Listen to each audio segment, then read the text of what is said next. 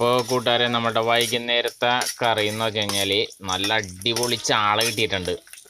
കിലിക്കിട്ടൻ ചാള. അപ്പോൾ അത് കറി വെക്കാൻ പോവാണ്. ചാള നല്ല അടിപൊളിയായിട്ട് കറി വെച്ചെടുക്കാൻ പോവാണ് കേട്ടോ. അപ്പം അതിന് വേണ്ടിയിട്ട് ഇഞ്ചിയും പച്ചമുളകും വെളുത്തുള്ളിയും എല്ലാ സാധനവും കൂടി മൂപ്പിക്കാൻ പോവാണ്, മൊരിക്കാനായിട്ട്. അപ്പം അതൊന്ന് മൊരിഞ്ഞ് വന്നതിന് ശേഷമാണ് നമ്മൾ ബാക്കി ഐറ്റംസ് ഒക്കെ എടുക്കുന്നത്. ചാള നമ്മളിപ്പോൾ കാണണല്ലേ, ചാള നല്ല റെഡിയാക്കി വെച്ചേക്കണേടാ. മുട്ടയും പലിഞ്ഞീനുള്ള അടിപൊളി ചാളയാണ്. പനി പിടിച്ച് കിടക്കണേണ് അമ്മ. അപ്പം പക്ഷെ അമ്മ തന്നെയാണ് ഇത് വെക്കുന്നത് കേട്ടോ. കാരണം അമ്മക്ക് മീൻകറി വെച്ചില്ല എന്നുണ്ടെങ്കിൽ വേറെ ആരെങ്കിലും വെച്ച് കഴിഞ്ഞാൽ അമ്മ കൂട്ടൂല. അത് കാരണം അമ്മ തന്നെ എഴുന്നേറ്റ് മീൻകറി റെഡിയാക്കിക്കൊണ്ടിരിക്കുകയാണ്. അപ്പം നമ്മളുടെ മീൻ അതിൻ്റെ അകത്തേക്ക് ഇടുകയാണ്. നമ്മുടെ ചാളക്കിൽ കിട്ടൻ ചാള കേട്ടോ.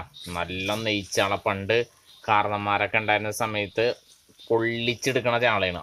അത്ര വള്ളക്കാര ചാളയെന്ന് പറയും. അത്ര നെയ്യുള്ള ചാളയാണ്. അത് ഓരോന്നായിട്ട് അമ്മ വെക്കാണ് കറിയിലേക്ക്. ഇനി അത് ഫിനിഷ് ചെയ്ത് കഴിയുമ്പോൾ കാണിച്ചു തരാം ബാക്കി.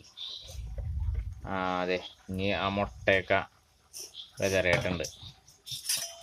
ഇപ്പം എല്ലാവരും വെച്ച് മാള് വറക്കാനെടുത്തിട്ടുണ്ടാ? ഇല്ല.